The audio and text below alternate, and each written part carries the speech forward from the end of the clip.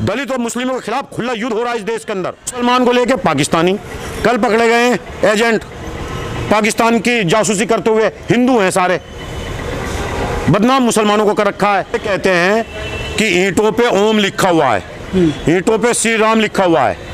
मेरे घर की ईंट पे श्री राम लिख रहा है, श्री राम भट्टे वाले से ली मैंने। हिंदू राष्ट्र, हिंदू राष्ट्र। अरे भाई, जिस देश का प्रधानमंत्री, सबसे बड़ा हिंदुत्व का ठेकेदार अलमबरदार नरेंद्र मोदी हो, जिस देश का गृह मंत्री सबसे बड़ा अपने आप को हिंदुत्व का ठेकेदार कहता हो, फिर ये हिंदू राष्ट्र कैसा? आखिर हिंदू राष्ट्र की परिभाषा क्या है? हिंदू प्रधानमंत्री, हिंदू राष्ट्रपति, हिंदू सुप्रीम कोर्ट का चीफ जस्टिस, हिंदू गवर्नर, सारे मुख्यमंत्री हिंदू। बताइए, फिर हिंदू राष्ट्र होने में और कौन सा भगवान जी आएंगे क्या? हिंदुत्व की नई नस्ल को अपराध की तरफ झोंकने की सरकार का एजेंडा केवल मंदिर है। इसके अलावा सरकार का एजेंडा ना नौकरी है, ना महंगाई है, ना बेरोजगारी है। कोई एजेंडा नहीं है, विकास का कोई काम नहीं, केवल नारा है सबका साथ सबका विकास। इसके अलावा कोई एजेंडा नहीं। इसलिए अब राम मंदिर का मुद्दा खत्म हुआ तो एक नया मुद्दा ज्ञानवापी का खड़ा कर दिया है, और इसके अलावा कुछ नहीं है, क्योंकि वोट उन्हें मंदिर मस्जिद के नाम पे मिल रही है। कोर्ट अपना काम ईमानदारी से कर नहीं रहे, मैं इस पर स्पष्ट कह रहा हूँ। कोर्ट कहीं ना कहीं दबाव में है, हर संस्थाएं दबाव में है, और न्यायालय आस्था के नाम पे फैसले दे रहे हैं, जो कि न्यायालयों के दायरे में नहीं आता है। न्यायालय के दायरों में तर्क और सबूत और गवाह, इन सब चीज़ों पे फैसले आते हैं। लेकिन मुस्लिम पक्ष की तरफ से भी कहा गया है कि हमें मौका नहीं मिला अपना पक्ष रखने का। मैं तो पहले ही कह रहा हूँ इस बात को, एन कैन प्रकरण किसी भी तरीके से मुद्दों को गर्म रखना है, और ये मुद्दे एक साथ भी चल सकते हैं, एक साथ खत्म हो सकते हैं, जैसे राम मंदिर का खत्म हुआ। लेकिन बारी बारी से एक चेन बना करके इनको लाना, तो निश्चित रूप से नरेंद्र मोदी अपने जीवन के अंतिम सांस तक प्रधानमंत्री बने रहना चाहते हैं, और ये प्रयोगशाला है हिंदुत्व के नाम पर वोट लेने की, और हिंदुत्व का इस देश के अंदर नुकसान करने की, हिंदुत्व की नई नस्ल को अपराध की तरफ झोंकने की, उनको नौकरियों की, उनके सामने शिक्षा की, कलम की बात न करके तलवार, त्रिशूल, बल्लम, इन सब चीज़ों की बात करना, अपराधीकरण करना, ये सब चीज़ें, क्योंकि ये एक प्रयोगशाला है वोट लेने की। अब जो टी राजा हैं, बीजेपी के नेता हैं, उनकी तरफ से कहा गया 2025 तक ये ज्ञानवापी और मथुरा के मामला फाइनल हो जाएगा। मैं कह रहा हूँ 2025 तो बहुत दूर है। सरकार अध्यादेश ला करके, अध्यादेश की सरकार है, अध्यादेश लाती है सरकार, अध्यादेश ला करके कभी भी कुछ भी कर सकती है। लेकिन सरकार को मंदिर से कोई मतलब नहीं है, सरकार को ज्ञानवापी से कोई लेना देना नहीं है, सरकार को इस देश के हिंदुओं से कोई लेना देना नहीं है। सरकार को केवल हम सरकार में बने रहे, बड़े सरकार, देश की सरकार में बने रहें, केवल उससे लेना देना है। इसलिए हर चीज़ का एक टाइम तय करते हैं कि इस समय पे योगा, इस समय पे योगा। इनका इवेंट मैनेजमेंट, जो कि खुद लाल कृष्ण आडवाणी जी 2014 में स्टेटमेंट दे चुके हैं कि नरेंद्र मोदी मेरे शागिर्द नहीं है, एक बेहतरीन प्रोग्राम ऑर्गेनाइजर हैं, तो वो हर चीज़ का एक समय तय करते हैं, और जब वो समय तय करते हैं उसके बाद उनके लोग फिर बयान देते हैं, जहर फैलाते हैं। सिर्फ ये मुद्दा है, और उसका। लेकिन अब टी राजा कह रहे हैं कि 2026 तक तो हिंदू राष्ट्र बन जाएगा। मैं कह रहा हूँ हिंदू राष्ट्र अब नहीं है क्या? हिंदू राष्ट्र होने में क्या होता है? हिंदू राष्ट्र कैसे होता है? हिंदू राष्ट्र मुझे ये बता दो। हिंदू प्रधानमंत्री, हिंदू राष्ट्रपति, हिंदू सुप्रीम कोर्ट का चीफ जस्टिस, हिंदू गवर्नर, सारे मुख्यमंत्री हिंदू। बताइए, फिर हिंदू राष्ट्र होने में और कौन सा भगवान जी आएंगे क्या? बताइए, मुझे एक बात बता दें, क्या प्राइम मिनिस्टर कोई आकर के ऊपर से कोई अल्लाह बैठेगा या फिर जो है भगवान बैठेंगे? कौन बैठेगा? अरे भाई, इस देश के अंदर सारी संस्थाएं हिंदुत्व के हाथ में है। आप संविधान खत्म कर दो। आप ये क्यों नहीं बोलते कि हम संविधान खत्म करेंगे, हम मनुस्मृति लागू करेंगे, तो इस देश का दलित समाज अपना आप देखेगा। तो कैसा हिंदुत्व राष्ट्र? मैं ये कह रहा हूँ, ये जनता की मांग है, जनता की मांग है, इस देश के अंदर से गो हत्या पर पूर्ण प्रतिबंध लगे, ये जनता की मांग है। हिंदू राष्ट्र मांग नहीं क्या? आप हिंदू राष्ट्र कर दो, इस देश के अंदर गो हत्या होती रहे। इस देश के अंदर भारतीय जनता पार्टी के मैनिफेस्टो के अंदर, गोवा के अंदर ये लिखा जाए कि हम बीफ का जो है यहाँ निर्यात बढ़ाएंगे, हम इस देश को सबसे बड़ा मांस का निर्यातक, आयातक बनाएंगे, इस देश के अंदर बूचड़ खाने फले फूलेंगे, और हिंदू राष्ट्र घोषित कर दो। अरे भाई, वो काम करो ना जो देश मांगता है। मैं मुस्लिम नेता होने के नाते कह रहा हूँ इस बात को। इस देश के अंदर गाय को राष्ट्र पशु घोषित करो, पूरे देश में गो हत्या पर प्रतिबंध लगाओ। मैं मुस्लिम नेता होने के बारे में कह रहा हूँ इस बात को, नाते कह रहा हूँ इस बात को। क्यों नहीं करते हो भाई? एक राग अलाप रखा हिंदू राष्ट्र हिंदू राष्ट्र। अरे भाई, जिस देश का प्रधानमंत्री सबसे बड़ा हिंदुत्व का ठेकेदार अलमबरदार नरेंद्र मोदी हो, जिस देश का गृह मंत्री सबसे बड़ा अपने आप को हिंदुत्व का ठेकेदार कहता हो, फिर ये हिंदू राष्ट्र कैसा? आखिर हिंदू राष्ट्र की परिभाषा क्या है?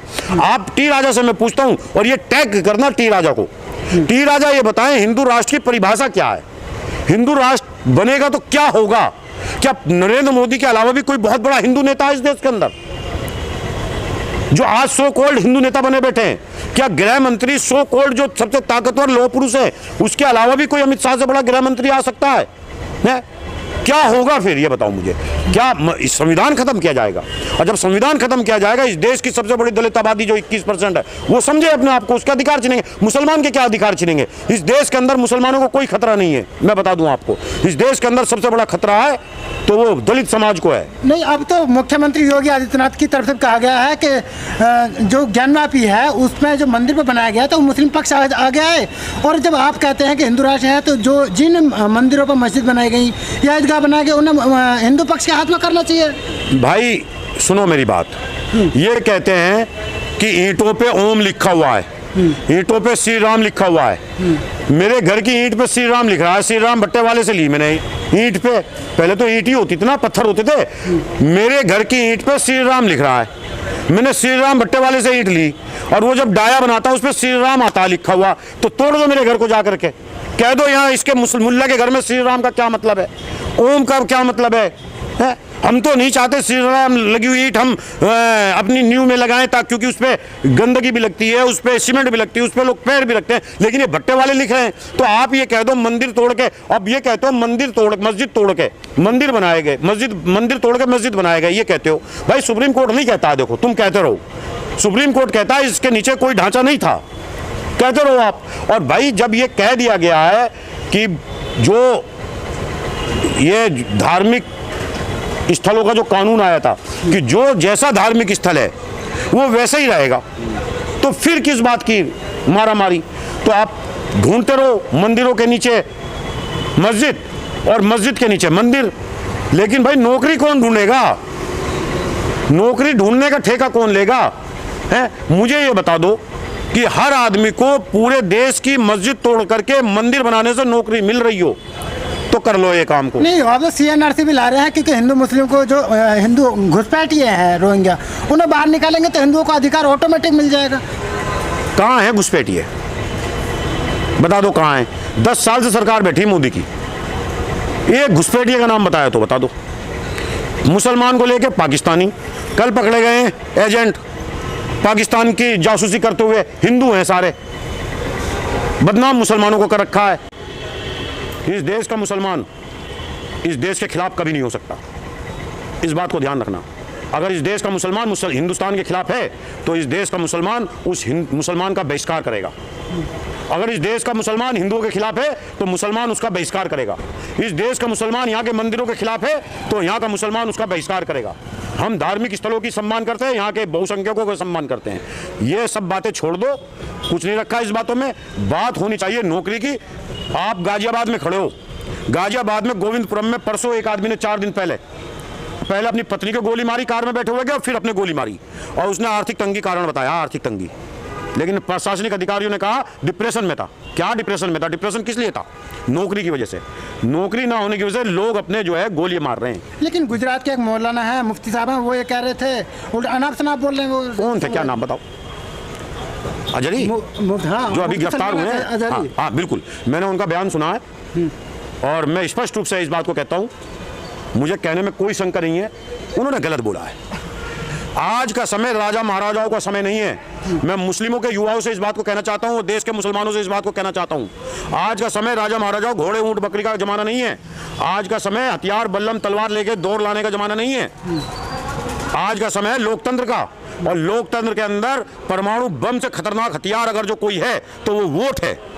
वोट का इस्तेमाल करो, अपने हक हकों की लड़ाई लड़ो। जो आदमी ये बोलता है कि दौर आएगा और उस दौर के अंदर हम वो करेंगे जो आज हो रहा है, वो इस देश के खिलाफ है। कोई दौर नहीं आएगा किसी का। आपको पढ़ना पड़ेगा, IAS PCS बनना पड़ेगा। अगर हाँ आज बन भी रहे हैं IAS PCS, अभी आया UPSC का रिजल्ट, उसमें बने भी हैं, लेकिन जो लोग ये कह रहे हैं कि दौर आएगा हम देखेंगे, वो इस देश के मुसलमान और हिंदुओं के खिलाफ है। मैं साफ कहना चाहता हूं, कौम को गुमराह करने की कोशिश ना करें। अब दौर कोई नहीं आने वाला, लोकतंत्र का और बाबा साहब के संविधान का दौर है। बहुसंख्यकों ने अपने वोट का सही इस्तेमाल किया, तो आज वो जो चाह रहे हैं कर रहे हैं। आप भी अपने वोट का इस्तेमाल कर लिए, दौर की बात करते हो और देखने की बात करते हो और मारकाट की बात करते हो, और देवबंद जैसा मुस्लिम बहुल क्षेत्र में भारतीय जनता पार्टी का विधायक जीत करके जाता है। शर्म आनी चाहिए हम लोगों को कि हम अपने वोट का इस्तेमाल कैसे कर रहे हैं। जहां पर मुसलमानों का 45% वोट है, 35% वोट है, 40% वोट है, जहां मुसलमानों के अलावा कोई जीतना नहीं चाहिए, वहां मुस्लिम कैंडिडेट हारता है और भारतीय जनता पार्टी का कैंडिडेट जीतता है। और दौर की बात करते हो, काहे का दौर आता है आज के टाइम में पार्लियामेंट से, और पार्लियामेंट में बैठी हुई सरकारों से, बहुमत से। हमें ऐसी सरकारों को लाना पड़ेगा, ऐसी सरकारों को देना पड़ेगा जो हमारी हकूक की लड़ाई लड़ती है, जो तलवार बल्लम की लड़ाई बात नहीं करती, जो हमें कलम देने की बात करती है, हमारे हक हकूक की बात करती है, जो बात करती है तानाशाहों के लाए हुए गलत कानूनों के खिलाफ, उनको लाना पड़ेगा। इस कौम को अगर इस देश की भलाई, इस देश में अपनी भलाई चाहिए, अपने हक हकूक का संरक्षण चाहिए, तो इस देश के अंदर वोट का सही इस्तेमाल करना पड़ेगा। मैं नसीम खान हूं, 3 बार जेल चला गया, जब आवाज देता हूं तो पीछे एक नहीं खड़ा मिलता। किस बात का हक हकूक दौर आएगा? अल्लाह वहां से आसमान से उतर के आएगा कोई? अभी ईवीएम के खिलाफ प्रदर्शन हुआ, सबसे बड़ा ईवीएम अगर जो किसी को देश के अंदर नुकसान कर रही है तो मुस्लिम कम्युनिटी और दलित कम्युनिटी को कर रही है। दलित और मुस्लिमों के खिलाफ खुला युद्ध हो रहा है इस देश के अंदर, है सबसे ज्यादा नुकसान। और जब वहां सुप्रीम कोर्ट के वकील आपकी लड़ाई लड़ने के लिए खड़े हुए हैं तो कौम का एक आदमी नहीं पहुंचा। अभी एक सुप्रीम कोर्ट का वकील इस बात को कह रहा था, मैंने बाइट सुनी है, कि जिनके लिए हम लड़ाई लड़ रहे हैं वो नहीं आया। आप कव्वाली, मुशायरे, गलियों में चाय की दुकान, बिरयानी, जिनकी मौत पे बिरयानी की बोटियां चल रही हों, दावतें, वो दौर लाएंगे? वो आते हैं तो अब तो मौलाना तोक़ी रज़ा वो भी कह रहे हैं कि न्याय नहीं कर रहा अदालत भी हमारे साथ में, अब कुछ भी हो जाए लेकिन हम अब जो है इस जनव्यापी को नहीं जाने देंगे। हर वो आदमी जो कट्टरता की बात मुस्लिम जगत के अंदर करता है, हर वो आदमी भारतीय जनता पार्टी को फायदा पहुंचा रहा है। मैं किसी को भारतीय जनता पार्टी का एजेंट नहीं बोल रहा हूं, ना भारतीय जनता पार्टी का बिका हुआ दलाल बोल रहा हूं, लेकिन हमारी ये जुबान जो है, हमारे स्टेटमेंट ये तय करते हैं कि भारतीय जनता पार्टी मजबूत होगी या कमजोर होगी।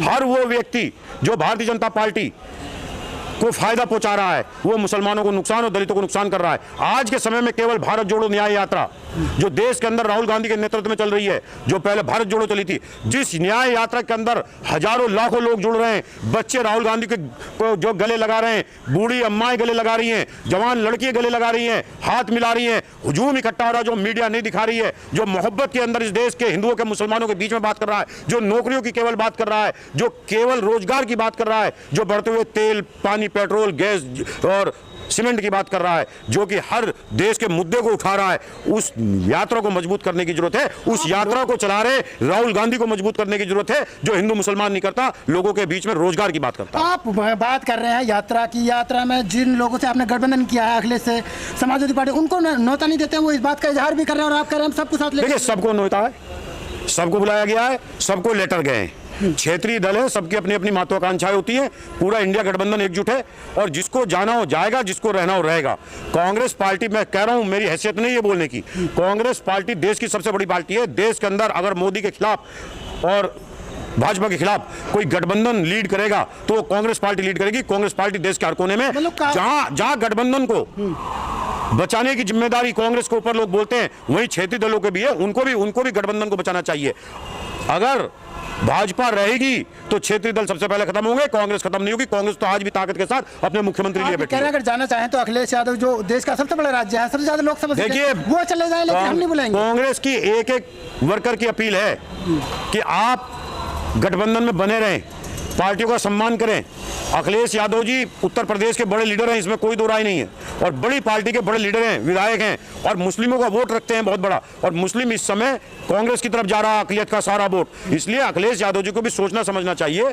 गठबंधन में सारी बातें तय करके जब आती है बात, 11 सीट दे दी, 15 सीट दे दी, और इंडिया गठबंधन के प्लेटफॉर्म से कोई बात नहीं आती, तो फिर गठबंधन टूटने के चांसेस ज्यादा बढ़ते हैं। इसलिए सबको साथ मिलकर के, कांग्रेस के लोगों को भी क्षेत्रीय दलों के नेताओं पर ओछी गलत टिप्पणी नहीं करनी चाहिए। जो हमारे गठबंधन में शामिल हैं लोग, उनके बारे में गलत अनारगल बयानबाजी नहीं करनी चाहिए। मेरे जैसे छोटा सा वर्कर इस बात को समझता है तो बड़े वर्करों को भी इस बात को को समझना चाहिए और क्षेत्रीय दलों को भी इस बात को समझना चाहिए कि कांग्रेस के बिना कोई दल वजूद में नहीं आ सकता। अच्छा, यही पार्टियां जो बिखर गई हैं वो कांग्रेस की वजह है, जो देश भर में जो इंडिया अलायंस नहीं हो पाया है। कोई नहीं बिखरा है, समय आने दीजिए, समय आने दीजिए, कोई नहीं बिखरा है, सब साथ खड़े मिलेंगे आपको।